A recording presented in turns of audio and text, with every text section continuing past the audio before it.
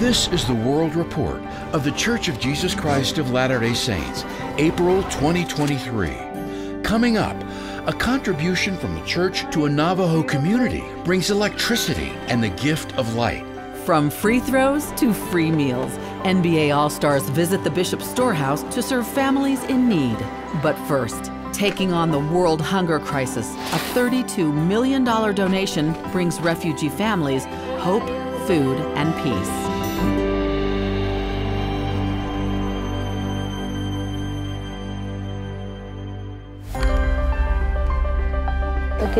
My name is Habib Isaac. We came from Somalia by foot. We spent 15 nights on the road just to get to this place.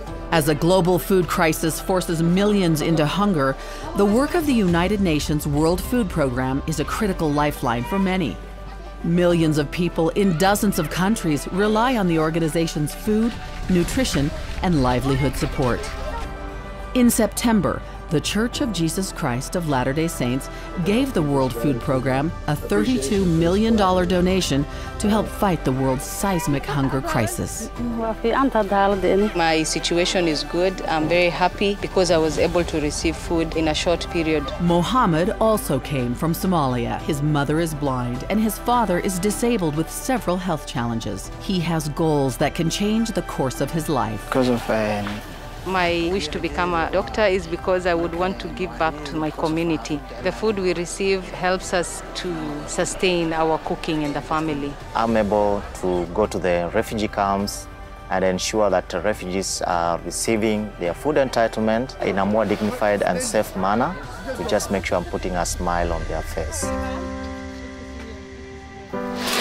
The World Food Program distributes a wide variety of grains, beans, and oils to families in need, as well as a revolutionary product designed to help new and expectant mothers called Super Cereal. It's a highly fortified blended cereal designed to help the immune system and lactation.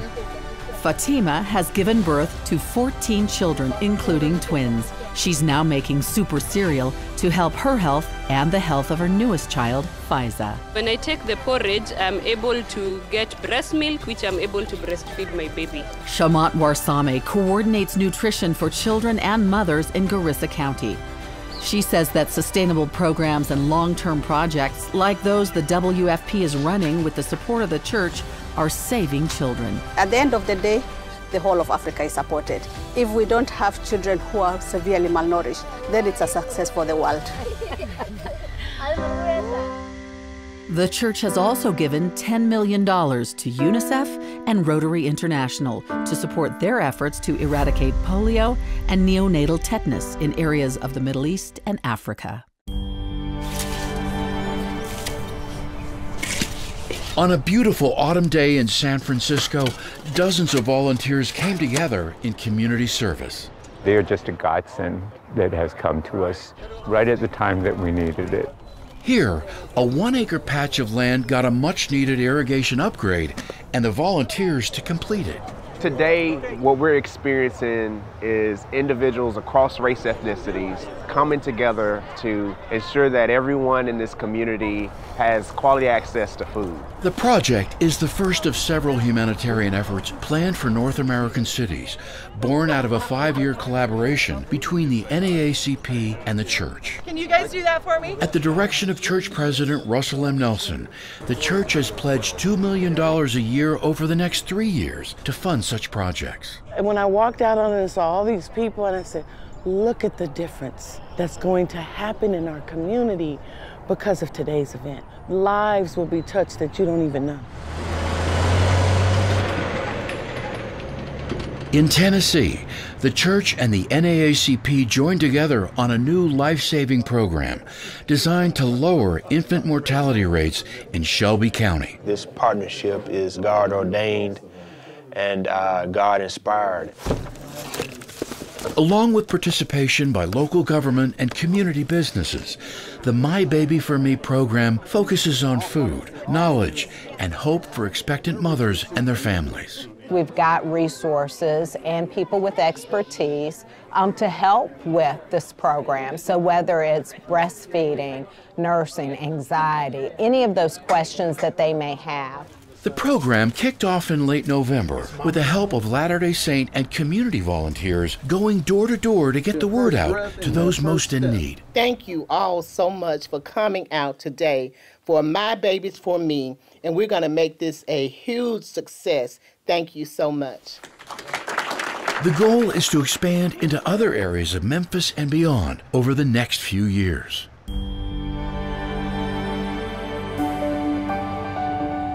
In November, about 400 new and expectant mothers gathered in Chicago for a citywide community baby shower held at the Imani Village Community Center on the city's south side. Hi, we're from the Chicago Department of Public Health. There, mothers were able to connect with and learn about local resources from prenatal care to mental health services. I've never been to a baby shower like this, and it was amazing. The event was organized by Hustle Mommies and the Urban Mom Collective in collaboration with Reverend Dr. Hugh English and supported by the Church of Jesus Christ of Latter-day Saints. While we say baby shower, it was a mommy shower. It was a mommy shower of love, care, connectivity, village. I definitely felt the sisterhood amongst many of the moms. I felt like they were seen for once. They felt like they had other moms that they were able to connect to for once. Wherever we serve, wherever we are, we can bless and lift. We're all mothers. Women need each other. I am literally blown away by everything we've seen. Oh, that's fantastic. It's beautiful. Celebrating a decade of collaboration that has helped children in need around the world, leaders from UNICEF USA visited Salt Lake City in January, where they toured the church's humanitarian facilities. I hope you'll see a reverence for the dignity of the human soul.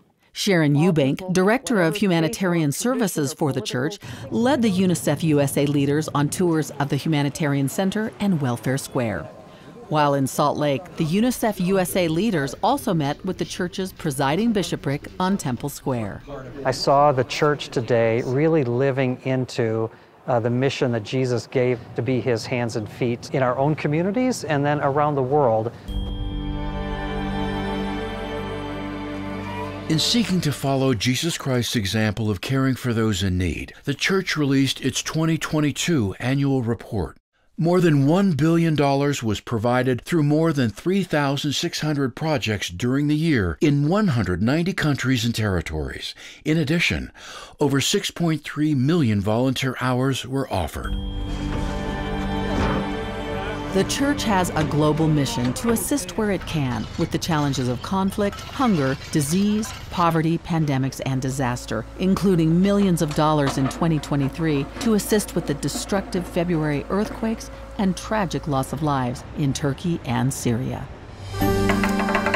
When we come back, modern-day apostles travel the globe, bringing with them the spirit of unity and messages of peace. We can embrace the gift that the Son of God has given us. All the things that were broken are healed.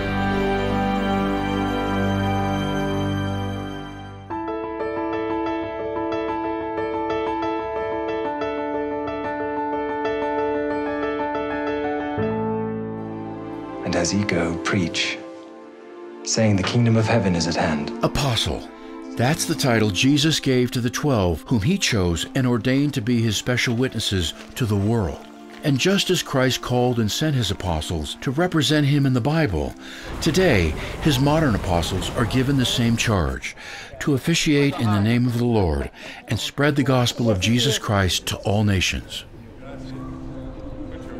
President Dallin H. Oaks of the First Presidency ministered in Chicago in mid-February, a city where he practiced law and taught as a professor of law at the University of Chicago.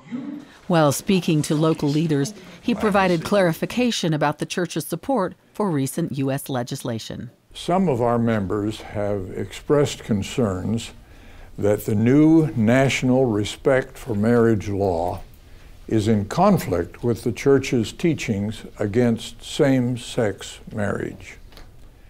We see a need to clarify the church's position on that new law. At the time the National Respect for Marriage Act was adopted, the church publicly reaffirmed our church doctrine approving only marriage between one man and one woman.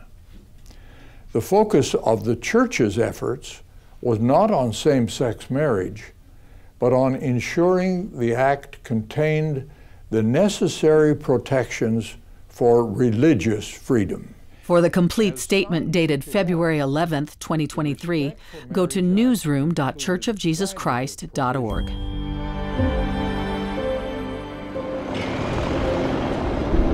It was a walk down memory lane as Elder Jeffrey R. Holland of the Quorum of the 12 Apostles, accompanied by his wife Patricia, visited Europe in November, having served as the Europe North Area President in the 1990s. It's really been wonderful to be home. How are you? So many people that we knew then are still here, still participating. Да, мы в спешке были, когда начали обстреливать ракетами наш район во дворе, когда в наш дом попала ракета, но Господь благословил так, что ракета не взорвалась. Along with ministering in Finland and Sweden, Elder and Sister Holland were able to visit a small group of Ukrainian refugees in Hanover, Germany. We're just so honored. This is the highlight of my trip. We came here end of March.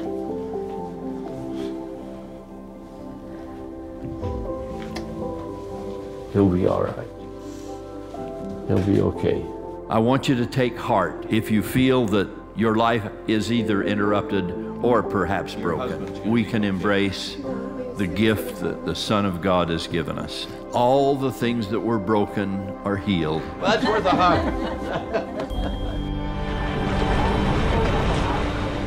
Building bridges through understanding and shared values was one of the goals of Elder Dieter F. Uchtdorf's ministry to Southeast Asia, where he met with leaders of the Istiqlal Mosque in Jakarta. I have a special feeling for Indonesia, how welcoming they are. It's the largest population of Muslim people in the world, and they welcome us. Sister Louise. Very, very welcome. Good to meet you. Lovely to see you. In Thailand, Elder Uchtdorf became fast friends with Sister Louise of the Good Shepherd Sisters of Bangkok. At 88 years old, Sister Louise has dedicated her entire life to providing shelter and educational training for women at risk. How can we ever say thank you? Well, you say thank you every day by serving. A humanitarian donation from the church will help build a teaching kitchen to provide vocational training to disadvantaged women. And we are all one because all these people are interested in other human beings. Elder David A. Bednar of the 12, along with his wife Susan and other senior church leaders, traveled to Central Europe in October on a 5-country ministry tour. His ministry began in Geneva, Switzerland, where he met with high-level UN diplomats and representatives of global organizations that collaborate with the church on humanitarian projects. We appreciate the partnerships that we have with you. Elder Bednar spent the majority of his time in spiritual ministry to the people of Austria, Hungary, and Albania. During their time, the Bednar's focus was on the youth of the church. We feel an urgency to help the young people have a solid foundation on the rock of Christ. I think the future is bright here. 3, 2, 1. The Christmas lights are back on at the Washington, D.C. temple following extensive renovation and the pandemic. Elder Quentin L. Cook was joined by the ambassador of Singapore to turn on the 400,000 lights on the temple grounds in late November. In many ways, this reflects Singapore's own values of how we pull people together. Members of our faith are committed to doing what we can to break down barriers that prevent God's children from sharing in the peace and goodwill that ought to be a common inheritance for all humankind.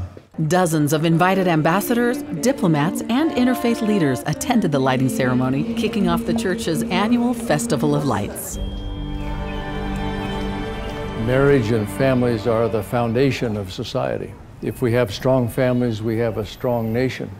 Elder D. Todd Christofferson of the Quorum of the 12 Apostles and other church leaders traveled to Kinshasa in the Democratic Republic of the Congo in early November to minister to members, visit local humanitarian sites, and meet with interfaith leaders. On Sunday morning, Elder Christofferson also addressed Latter-day Saint youth and young adults in Kinshasa. It's hard to find the words to describe it. It's so exciting just to see them and to feel the energy that they bring. Following Kinshasa, Elder Christofferson also visited Kenya and Ethiopia. Also in November, Elder Christofferson was present at the World Peace Dome in Pune, India, where a statue honoring the prophet Joseph Smith was unveiled. This statue joins 54 others representing religious leaders, scientists, and philosophers at the MIT World Peace University. Bom dia. Tudo bem? It was a joyful reunion for Elder Neil L. Anderson and his wife Kathy in Brazil. There, they met with missionaries, members, and country leaders in 3 cities, including the First Lady of Brazil, Rosângela Lula da Silva.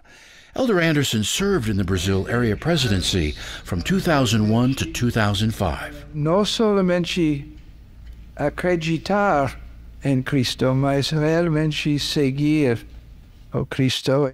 Elder and Sister Anderson also visited the new Brasilia Temple, which he's scheduled to dedicate this September. Bali, a land known for its beauty and now also its belief. The 2022 Group of 20 and its Forum of Religion convened in Indonesia to discuss the world's most pressing problems and how faith or religion can be a catalyst for change. You know, religion has played a historical role, a traditional role in pointing people towards good outcomes. Representing the Church of Jesus Christ, Elder Gary E. Stevenson addressed attendees with a message of tolerance, hope, and peace that resonated as he met with leaders from diverse faith traditions. They see us as people of faith and recognize that we're devoted people and at the same time loving our neighbors. Elder Garrett W. Gong of the 12 visited Central America to minister to church members in November. During his ministry, he held a devotional for youth and young adults, expressing the love of Jesus Christ and faith in their futures. Elder Gong also met with government officials, including the President of Costa Rica, Rodrigo Chavez, and the Vice President of Panama, Jose Gabriel Carrizo. Elder Ulysses Suarez made an historic visit to the Caribbean in November. After ministering in Puerto Rico, the apostle and his wife Rosanna traveled to Cuba, marking only the 3rd time an apostle has visited that country. While there, Elder Suarez met with government and religious leaders. The Suarezes also hosted an interfaith dinner to strengthen friendship and cooperation between the Christian churches operating on the island. Coming up, after 2 years, Luz de las Naciones returns to the Conference Center in Salt Lake City. A donation from the church brings light to a Navajo community, and the church's helping hands rally together after Hurricane Ian.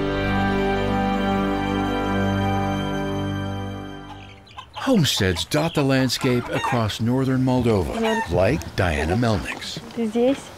Diana is proud of her small farm, in particular, her new pig. We are grateful he is doing well, eating well. In Diana's small village of Baroncia, employment opportunities are scarce. There's no work. And living off the land is a matter of survival for many families. But despite the daily challenges, Diana remains optimistic. There are difficulties, but I'm a positive person. Diana is one of many residents in the region who received a boost to their homesteads with either a pig or chickens. This was an enormous amount of support. It's the first time that anybody gives out chickens like this for free. This is all part of an initiative established by the Church World Service with funding from the church's giving machines. The giving machines are sponsored by the Church of Jesus Christ of Latter-day Saints. During Christmas time, these bright red vending machines provide a one-stop shop for a variety of charitable causes and organizations. Donors can choose from a wide selection of items, including pigs, goats, chickens, and beehives. The money collected is then distributed to the sponsor organizations and goes towards the itemized donations. Last Christmas, a total of 41,000 chickens were donated, 500 pigs, 4,000 goats, and 4,000 beehives. I wish you health in your family. Only the best wishes. From the bottom of my heart, thank you. $6.2 million was donated during the 2022 Christmas season, totaling $22 million donated since 2017.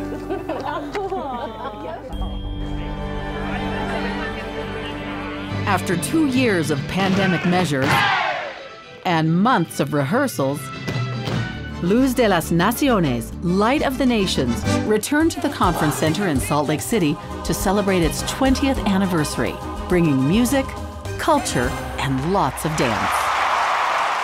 You go out there, the lights are on, the crowd's cheering. It's exciting. It's great. I love it. Sponsored by the church, Luz de las Naciones incorporates universal themes of Christ-like love and unity to celebrate the heritage of Latin American countries. This year's theme, Better Together. I was like, yes, I can recognize my music. You feel this community connection when you see something of your country. Cada país tiene su propia cultura y es importante respetar cada cultura y aprender de cada cultura. This COVID has been so long and has made people to be away from each other. And we love to be together.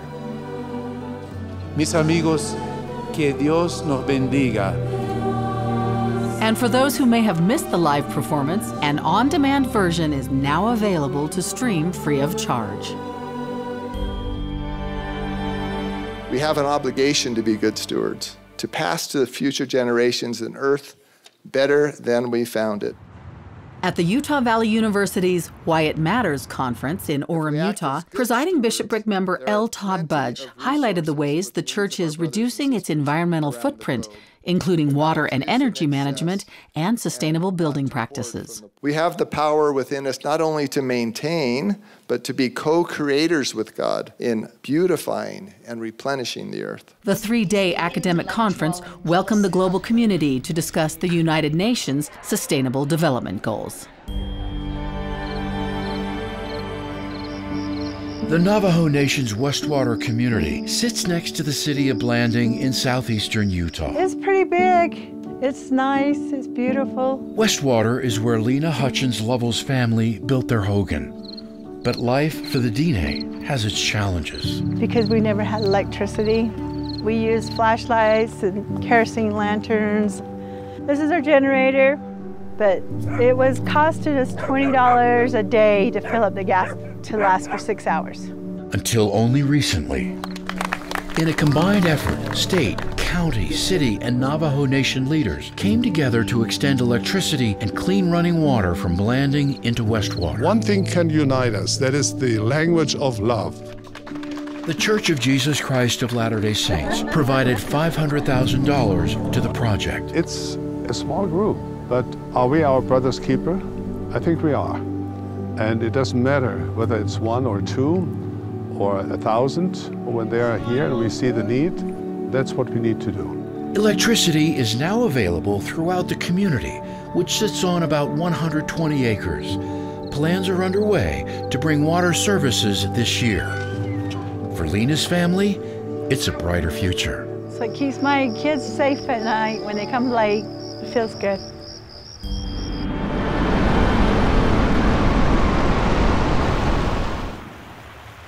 As the waters receded along Florida's southwest coast, the damage from Hurricane Ian began to surface. And virtually overnight, volunteers answered the call to help. Many of them were helping hands from the church, whose meeting houses became temporary command centers. Anytime that we have a disaster, the church has developed the ability to organize very quickly, getting supplies and going out into the neighborhoods to help with the cleanup. It's exciting and it's emotional.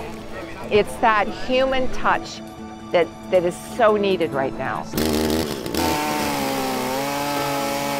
Once on site, volunteers go straight to work, young and old, parents and children. Oh my gosh, it's been so nice, you know, helpful, because you can't be in 5 places at one time. So that's wonderful. You're angels to me, every one of you. You've got a halo over the top of all your heads. You've lost your possessions, and they're all on the curbside, and someone comes and knocks on the door and says, I'm here to help you. That's the reaching out person to person that's going to help this community heal.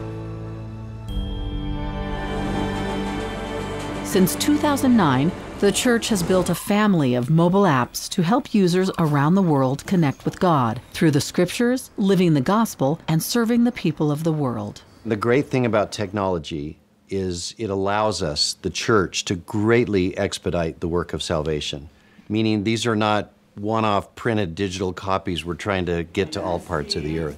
The Book of Mormon app is now available in over 100 languages. The app allows members and missionaries around the world to share the Book of Mormon via text, email, or common personal interactions. With so many people providing internet, it's incumbent upon us to continue to figure out how do we connect with people using electronic means. Hi, welcome to The Friend. Parents and children can now access the church's children's periodical, The Friend magazine, in an audio format via a new app for Amazon's Alexa. How to Have Joy by President Russell M. Nelson. Launched in English and Spanish, the app offers a selection of articles, stories, and songs from each month's edition. To access the skill, just say, Alexa, open The Friend magazine. With so many voices out there, having an app that will read them these beautiful stories that are about children their own age, making decisions that bring them closer to the Savior, it will be such a blessing for them. The Member Tools app has grown from a digital directory to a powerful tool for administration in the church around the world. The Member Tools app is going to help local leaders achieve a better efficiency in their work by decreasing the administrative burden, and the intent is to give them more time. The app is currently available in 38 languages. Now he's looking at you. You want to go over the whole thing? Okay. These are service missionaries of the Church of Jesus Christ of Latter-day Saints. Good morning. They share the light of the gospel of Jesus Christ by serving in church organizations and in their communities. At a conference in Las Vegas, attended in person and virtually by nearly 400 service missionaries and their families from Texas to Nevada, they gather to grow spiritually. We are grateful for the chance that we have to lift each other up, strengthen friendships, and further prepare to go forth to serve. Teaching missionaries, it's been said, are his voice, and service missionaries are his hands. The number of service missionaries worldwide has grown to nearly 3,000 in 34 countries. Elder Diodato is a service missionary in Rome, Italy. He has autistic spectrum syndrome and shares why he wanted to serve a mission. Perché io ho sentito lo Spirito Santo forte nella mia vita. Each week he serves in his congregation, in the Rome, Italy Temple and the Family Search Center. Lui ha desiderio di servire fino a quando frequentava la primaria. Signor Diodato ha sempre amato cantare. Lui adesso riesce a fare cose che sono possibili solo tramite l'aiuto del Signore. E lui è il sole. Lui è sempre felice, è sempre positivo e ha tutto questo amore da dare. Come miglior amico Gesù Cristo, lui desiderava servire il suo amico, il suo Salvatore. After serving a teaching mission for 6 months in Santiago, Chile, health concerns brought Sister Kinney home to Harriman, Utah.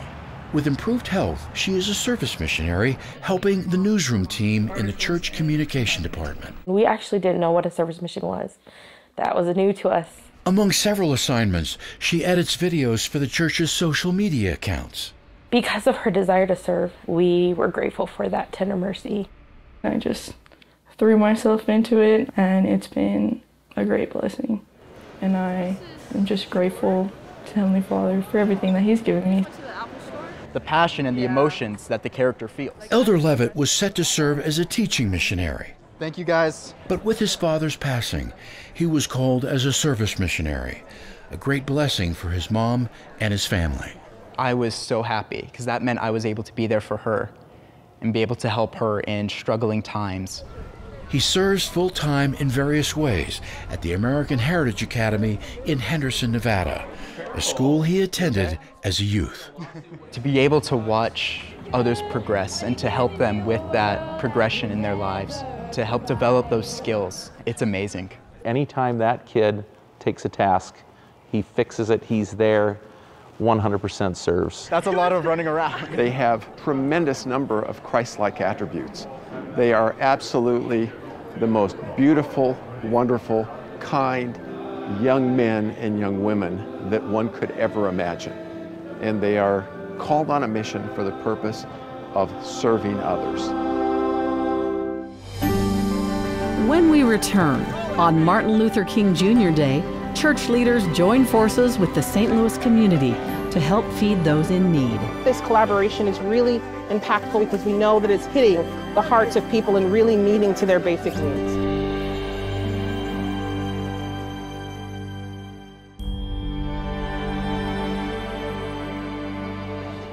How y'all both doing? Y'all okay? Good to see you both. They have been in line, some of them from as early as 6 o'clock this morning for a food drive that didn't even start until 12 noon. Does our hearts good to help people in need.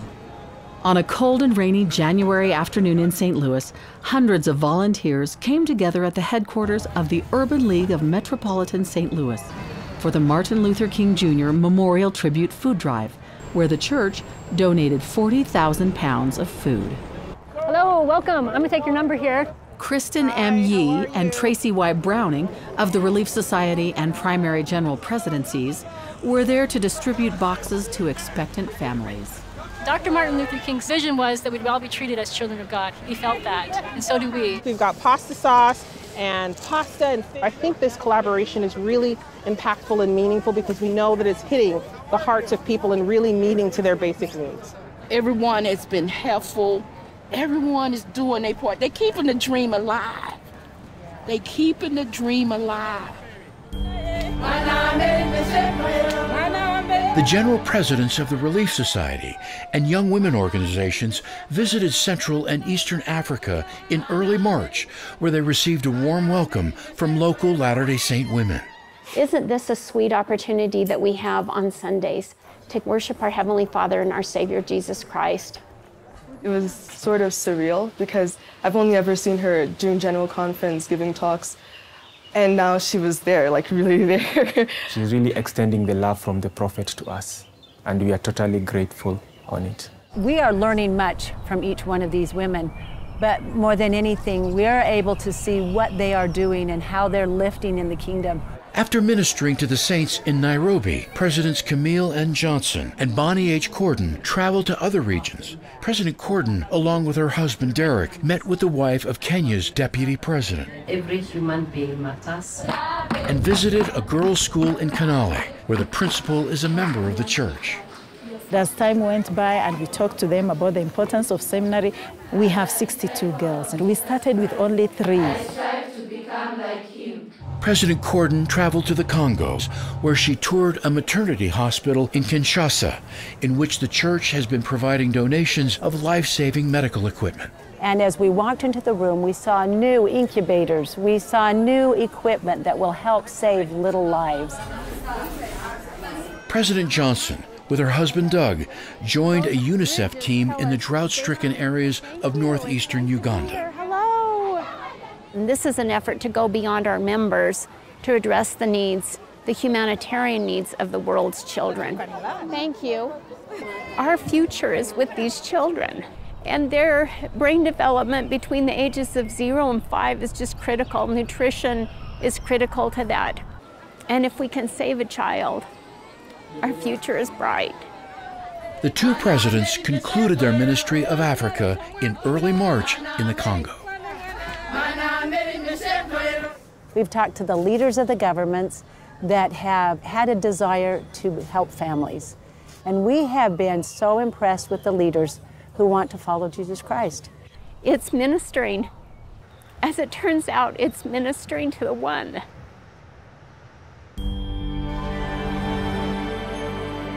In November, Primary General President Susan H. Porter and Michelle D. Craig of the General Young Women Presidency accompanied Area President Elder S. Gifford Nielsen to West Africa, where they visited Ghana, Cote d'Ivoire, and Nigeria. There, the leaders were met with open arms as they greeted church members, missionaries, and students. One of the things I love is their focus on learning and using that knowledge for good in praise of God and Allah. They were also able to visit members of the Muslim faith with whom they discussed shared values and welcomed collaboration between Muslims and Latter-day Saints. Coming up, we'll take you to the dedications, groundbreakings, and announcements of temples around the world. And later, current and former NBA All-Stars take time out to serve others.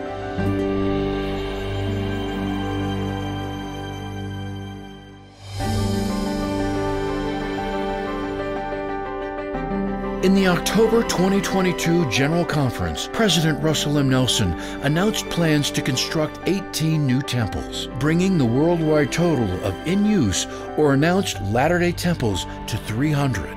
This latest announcement will bring new temples to Busan, South Korea, Naga and Santiago, Philippines, Ekit, Nigeria, Chiclayo, Peru, Buenos Aires City Center, Argentina, Londrina and Ribeirão Preto, Brazil, Huehuetenango, Guatemala, Jacksonville, Florida, Grand Rapids, Michigan, Prosper, Texas, Lone Mountain, Nevada, Tacoma, Washington, and in Mexico, temples in Cuernavaca, Pachuca, Toluca, and Tula. In addition to new temples announced, several newly renovated and completed temples have been dedicated. On October 16th, the Hamilton, New Zealand Temple was rededicated by Elder Dieter F. Uchtdorf of the Quorum of the 12 Apostles, following a 4-year renovation. The Hamilton, New Zealand Temple was originally dedicated in 1958 by President David O. McKay. On November 20th, 2 temples were dedicated in South America. Elder Dale G. Renland of the 12 dedicated the Belém, Brazil Temple with nearly 850 people in attendance. On the same day, more than 2,000 miles to the west, Elder Quentin L. Cook dedicated the Quito, Ecuador Temple after an October open house that drew over 50,000 visitors. And in the Caribbean, Elder D. Todd Christofferson dedicated the San Juan, Puerto Rico Temple on January 15th. Serving nearly 23,000 members, the San Juan, Puerto Rico Temple is the first in the territory and the third in the Caribbean. In addition to dedications, since October, ground has been broken for temples in Heber Valley, Utah, Willamette Valley, Oregon, Managua, Nicaragua, Miraflores, Guatemala City, Guatemala, and in Torreon and Querétaro, Mexico.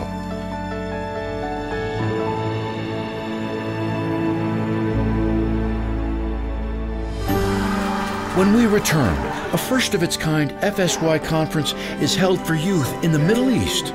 Southern California sees the Nativity like never before. And a donation to a community in Zimbabwe brings a new health clinic and a lot of celebration. These stories and more in the news.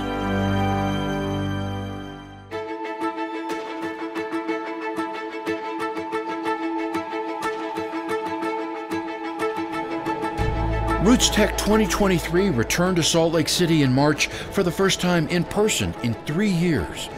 The Family Search event offered special celebrity guest appearances, live music, family history know-how sessions, and a family profile of Elder Garrett W. Gong of the Quorum of the 12 Apostles and his wife Susan during Family Discovery Day.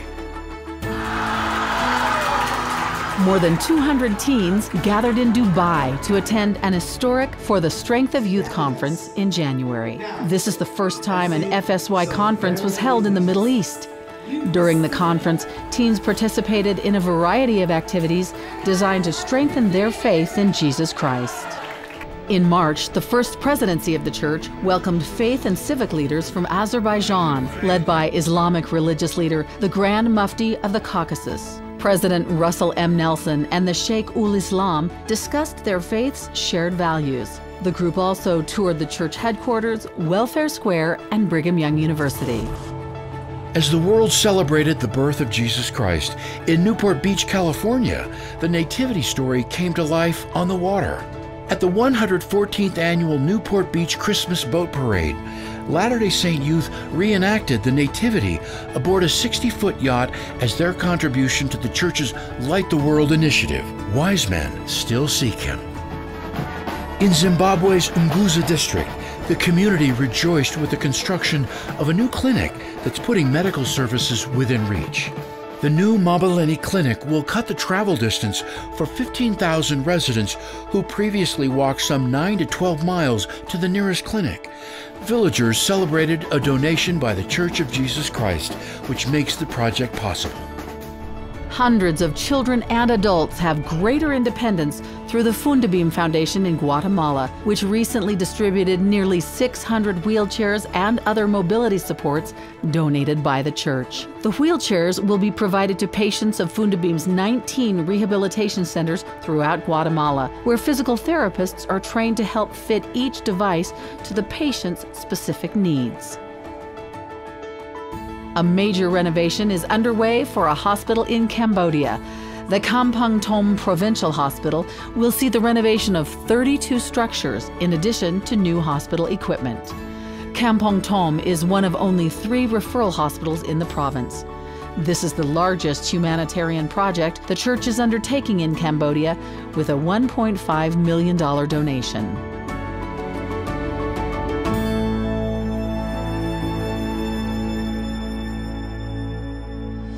This is important to me. To be able to help people that are less fortunate, I think it means a lot.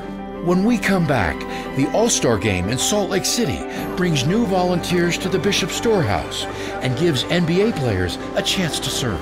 We're about to feed some families, man. This is pretty awesome.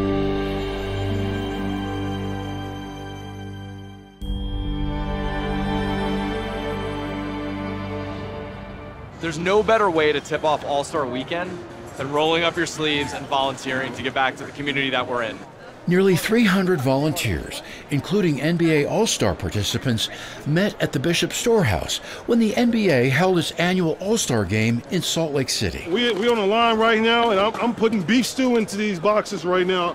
We're about to feed some families, man. This is pretty awesome. They packed food and hygiene kits for those in need in the area.